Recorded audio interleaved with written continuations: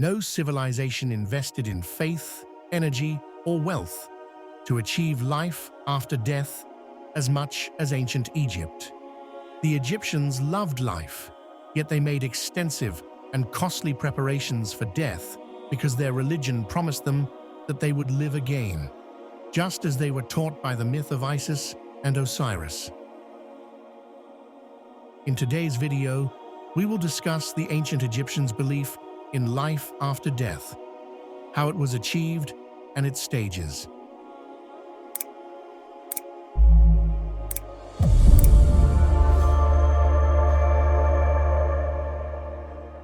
Isis and Osiris shared an extraordinary and powerful relationship. According to the myth, they were brother and sister, as well as husband and wife, at the same time. Isis was a legendary sorceress, and Osiris was credited with first bringing civilization to Egypt by introducing domesticated animals and agriculture to the perilous life along the Nile Valley, and then to the world.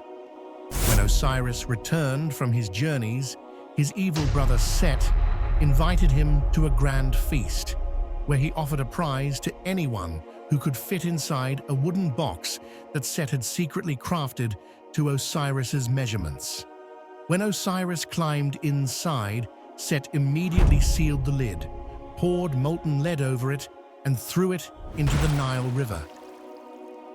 Isis set out to retrieve her husband's body, and she found it in a foreign land, bringing it back to Egypt for a proper burial. But Osiris's ordeal was not over. When the evil Set discovered the tomb, he cut the body into 14 pieces and scattered them across Egypt. Despite this, and confident in her magic, Isis managed to recover all the pieces except for one, the phallus, which had been thrown into the Nile and eaten by fish. Isis reassembled her husband's corpse and crafted an artificial phallus to replace the missing part. Then, taking the form of a bird, she hovered over Osiris's body until he was brought back to life. Upon his resurrection, and remember, this is a myth, Osiris impregnated his wife before departing to become the ruler of the afterlife. But was this ancient myth what gave the Egyptians their first ideas about the afterlife? Or was the myth invented later to explain beliefs that already existed? In truth, no one knows the answer. But either way, the myth contains their core beliefs about death. Even the box that was specially made to fit Osiris later became the human-shaped coffin. This myth illustrates the most important religious belief of the Egyptians, resurrection, that the physical body would return to life in the afterlife, just as Osiris was magically brought back to life. To achieve complete eternal life, the body had to be intact. Isis made great efforts to recover her husband's body to give it a proper burial, because if she hadn't reassembled his dismembered body, a means for eternal life, he would not have been able to be resurrected. Some ideas about the afterlife evolved over time. Originally, immortality was not believed to be distributed equally. Only the pharaoh was guaranteed eternal life, which made sense given that he was the only one thought to be descended from the gods. It was believed that the best chance for non-royal Egyptians to attain eternal life was to be buried near their pharaoh's pyramid, hoping that the king would take some of the common people with him to the afterlife. The oldest known writings about resurrection were found on the walls of the pyramid of King Unas, the last king of the 5th dynasty, located in the pyramid complex of Saqqara. The texts that cover the walls of the burial chambers inside the pyramid were the first discovery of the pyramid texts. They include hundreds of magical inscriptions written in vertical lines stretching from the ceiling to the floor, comprising 111 religious recitations.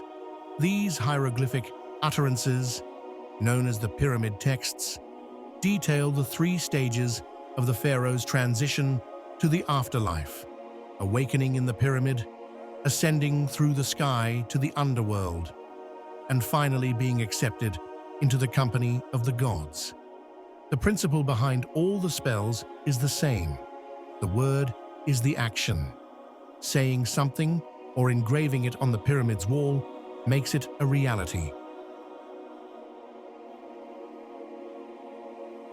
According to these texts, the king's body rested in his burial chamber until it was time to travel through the sky to the afterlife, a place located in the west because the sun died there every day. Fittingly, Osiris, the god of the dead, was titled Lord of the West, and the dead were referred to as the Westerners.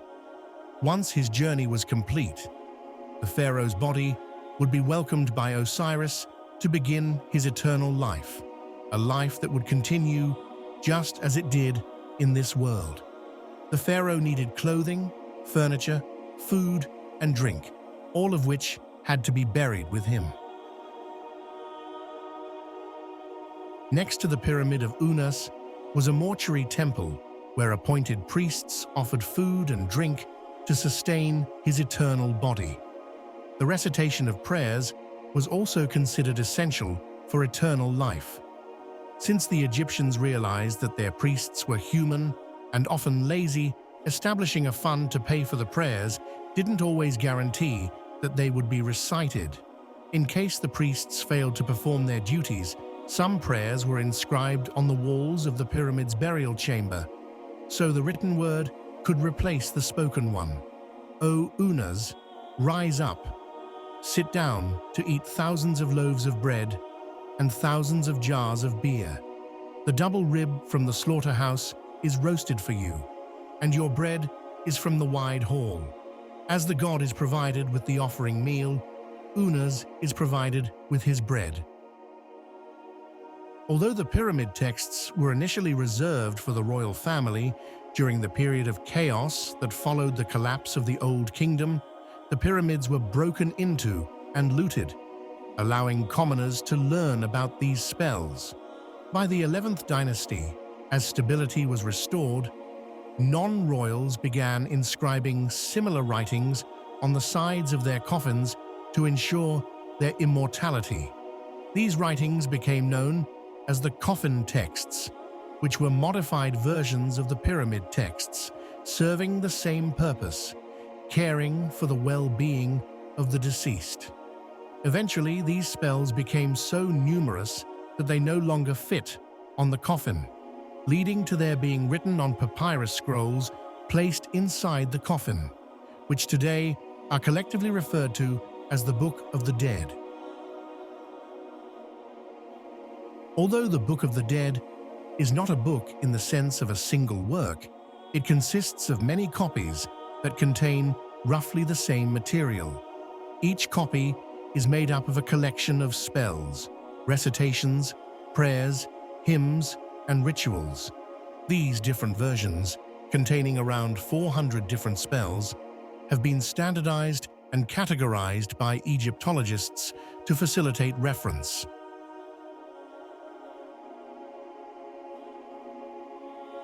As the number of customers seeking immortality grew, the Book of the Dead became a major industry for scribes who produced thousands of copies. Naturally, the quality varied greatly. Some scrolls extended up to 90 feet, with beautifully colored illustrations to clarify the various spells, while others were short and lacked illustrations. Generally, people got what they paid for. Many of the books were produced en masse, at least during that era. Blank spaces were left for the name of the deceased. These were the first templates in history, so that upon purchase, the scribe could fill in the appropriate information. Because these scrolls were written before knowing the owner, their language had to be general.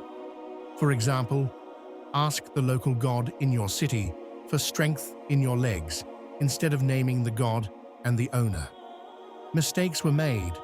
The scribe might not understand what they were writing or be careless. Sometimes the same spell would be repeated in different parts of the same papyrus, because two scribes were working simultaneously on different sections of the same book. Even the illustrations in mass-produced works could be problematic. Sometimes artists would draw their images at the top of the sheets before the scribes wrote the appropriate text below. If the artist left insufficient space for the words, the chapters might be shortened or condensed to the point of being difficult to understand, or the image might illustrate a different spell. Despite all these errors and issues, these papyri provide abundant information about the ancient Egyptians' understanding of the afterlife. To achieve the afterlife, the Egyptians anticipated two final judgments, critical tests that had to be passed before acceptance into the next world. One was beyond the deceased's control. The other relied on their persuasive skills. The first test involved placing the deceased's heart on one side of a scale, while a feather was placed on the other side. Since the hieroglyph for the feather represents the word ma'at, or truth, this test examined the heart to determine the individual's honesty during their life. Osiris is typically depicted presiding over the judgment to ensure fairness, while the god of writing, Thoth, records the result. If the deceased failed the test, their heart was thrown to a creature with the body of a hippopotamus and the head of a crocodile, which devoured the heart, effectively erasing the person's existence. The Egyptians did not send anyone to hell. They obliterated their existence. After passing the weighing test, the deceased was brought into the Hall of Two Truths for a second judgment before a court consisting of 42 gods. They had to separate themselves from evil deeds by making a declaration, convincing each god that they had not committed a specific wrongdoing.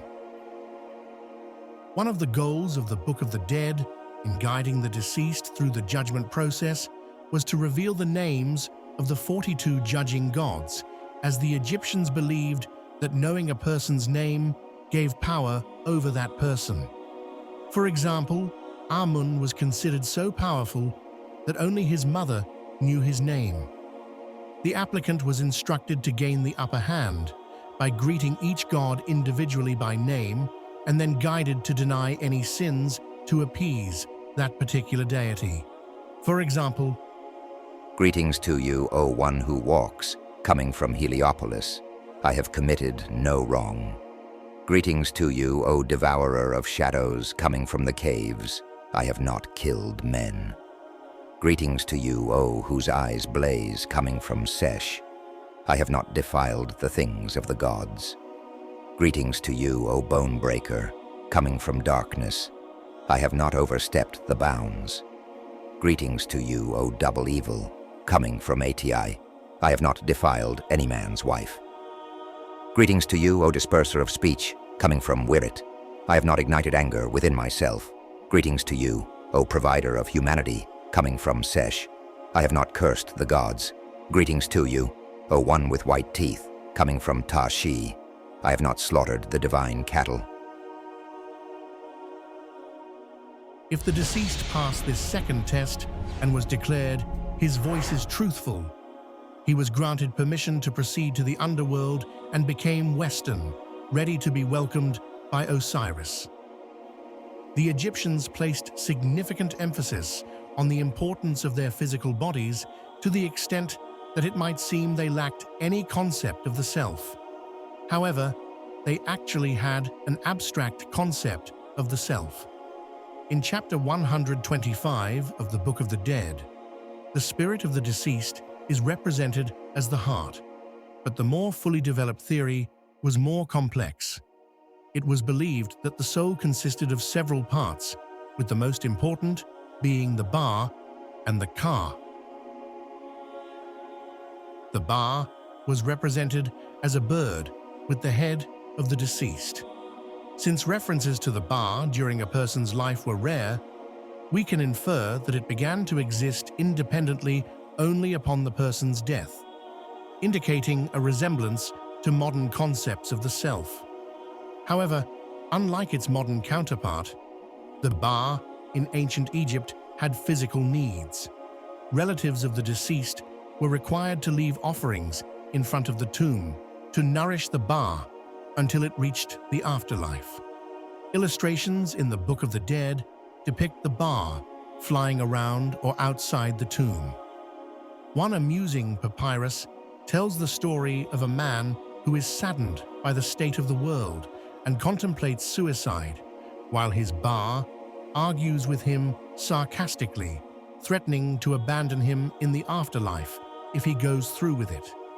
To ensure that the Ba would reunite with the deceased in the underworld, there was a special spell in the Book of the Dead titled Causing the Union of the Ba and its Body in the Afterlife. O great God, make my Ba come to me from wherever it is. If there is a problem, bring my Ba to me from wherever it is. If there is a problem, let my Ba see my body. If you find me, O Eye of Horus, support me as those in the underworld are supported. Let my Ba see the body and settle upon my mummy. Let it remain alive and be separated from the body forever.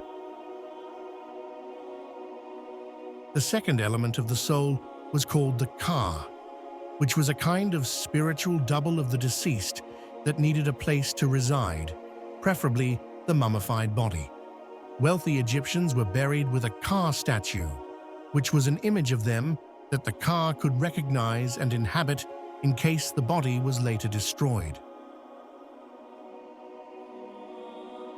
In conclusion, we can see how the ancient Egyptians developed a complex system of beliefs about the afterlife, encompassing both the physical body and the multifaceted soul, such as the Ba and the Ka. Through the spells of the Book of the Dead, amulets, and rituals, they sought to ensure resurrection and immortality in the afterlife. Despite the challenges that the deceased might face on their journey, these beliefs reflect the Egyptians' strong faith in an eternal life after death. Understanding these beliefs gives us a deeper insight into their philosophy on spirituality and death, and shows how advanced and sophisticated the Egyptian civilization was in its conceptualization of both this world and the next. If you enjoyed this video, don't forget to hit the like button and subscribe to the channel for more exciting episodes on the history and civilization of ancient Egyptians. Thank you for watching, and we'll see you in the next video.